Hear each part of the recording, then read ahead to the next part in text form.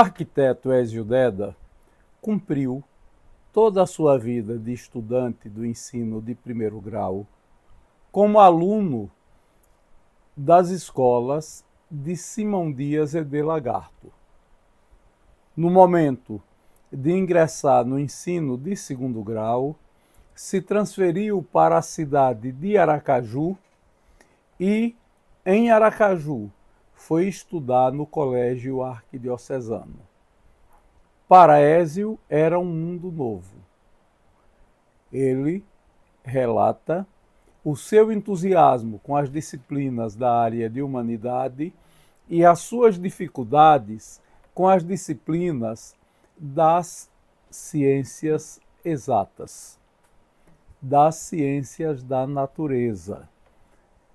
É sobre a novidade e o impacto de se transferir de Simão Dias, depois de ter estudado em Lagarto, para Aracaju. É sobre os colegas que encontrou no Colégio Arquidiocesano, os professores do Colégio Arquidiocesano e o ambiente do Colégio Arquidiocesano e da vida em Aracaju, que nos conta o arquiteto Ezio Deda.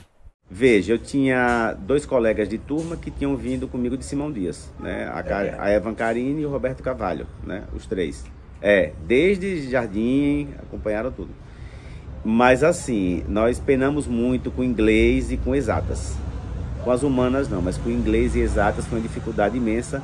E eu tive que correr atrás, foi um sacrifício grande para eu conseguir dar conta. Morava meu irmão mais próximo a mim, Samarone, e morava no primeiro e no segundo ano, em 91 e 92 era só eu e Samarone. Minha mãe mandava os congelados semanalmente, né, e a gente mesmo esquentava e fazia as refeições. Quando eu fui fazer terceiro ano, e aí tinha uma preocupação maior com a alimentação, porque eu estava emagrecendo, comia muita coisa inadequada. E aí veio Eurides, né? Eurides era uma menina lá do povoado, de um povoado de Simão Dias, que eu via sempre na farmácia de meu pai. E um dia eu fiz o convite: você tem vontade de morar em Aracaju, trabalhar lá em casa? Ela: vou. Está comigo há 30 anos. É essa que teve aqui. Essa aqui. Há 30 anos. Aí o Arque também foi outro marco, porque assim, eu tive Fernando Monteiro, conhece, né? Meu amigo. Fernando Monteiro, um grande professor. É outro que é um marco, né? Então, Fernando foi professor de História, foi professor de Literatura e de Redação, né? Então, Fernando me apresentou aos clássicos da música brasileira, certo? Fernando fazia o link de literatura com letra de música, Chico Buarque, Caetano. Então, esse universo foi apresentado, né? Gabriel Garcia Marques. Isso foi Fernando. Eu me aprofundei em literatura por influência de Fernando. Fernando é um marco. Professora Ângela Siqueira Dias de Matemática, irmã de Clímaco. É outro marco. Mas Fernando foi o grande professor. O maior professor que eu tive. O maior professor. Simão Dias, professor Luciene. Aqui o arco foi Fernando. Fernando me mostrou muita coisa da vida. Pedrito Rodrigues, professor de matemática, professor de português. Era Pedrito. Fui aluno de Genival Nunes, de biologia. Sim. Né? Fui aluno de Jorge Mitidieri de matemática, um bom professor de matemática, viu? Bom professor de matemática, que é do Mastro, um bom professor de matemática. Fui aluno de Reni Damasceno, de química, bom professor de química, né? Fui aluno de Bud Wellington, professor de inglês. Conheceu o Bud Wellington? Grande professor de inglês também, apesar de não gostar de inglês, mas foi um grande professor de inglês. Deixe-me ver mais. Foram esses. Naquela época, o colégio é um colégio muito grande, né? O Padre Carvalho foi meu professor de religião, né? Eu ainda cheguei a ser aluno dele. E tinha tanto aluno que ele não tinha essa coisa, ele conhecia a gente e tudo, mas não tinha essa relação tão próxima não, né? Mas era uma figura marcante, uma figura de personalidade, uma figura que tinha a escola com muito pulso, né? Eu peguei a transição, na verdade, porque veja, eu cheguei no Arque ainda uma escola muito fechada. Aquela indústria do vestibular ainda não tinha virado aquela coisa estritamente comercial que chegou a virar depois, né? Então, a coordenadora pedagógica do Arque era Conceição, irmã de Clímaco também, era outra irmã, porque todas as irmãs trabalhavam aí. Era Conceição, era Nelita, era Marise, era Tereza, né?